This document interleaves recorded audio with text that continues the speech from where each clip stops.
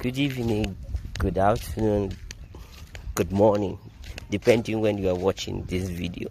A friend of mine contacted me some minutes ago, and she watched one of my video I did about what God cannot do, and we had some little deliberation or debating. She gave her own point to that statement.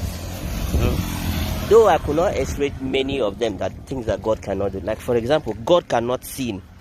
Even though evil was created by God, but he cannot sin. He cannot fall into evil. So what I mean is that God can create you.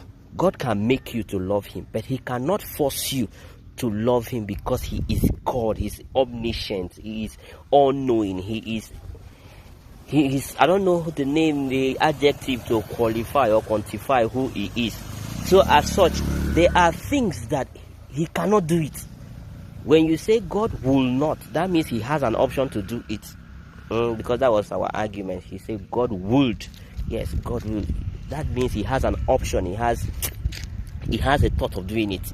But this one, he cannot do it. Even if you worship him, even if the angels bow before him, he cannot do it. He can't. He cannot sin against. I don't know what to say. He cannot sin. One. He cannot force you, tell you that you must love me. If he can force us to love him, then there should be no hell.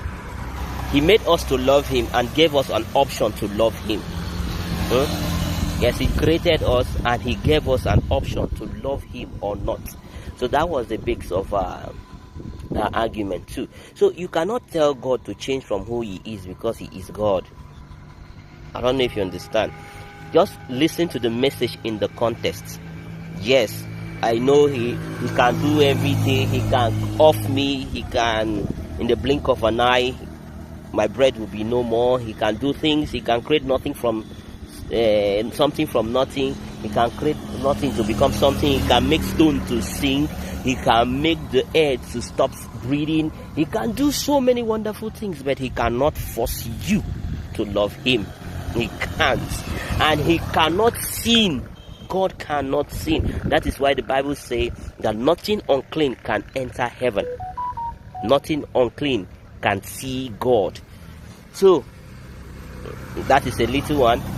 So my friend, like I said the last time, there are things God cannot do. There are things he can't do, that because he is God. The day he does them, the day God forces you to love him, then he's no longer God. The day God sins, then God is no longer God. So imagine God being a sinner.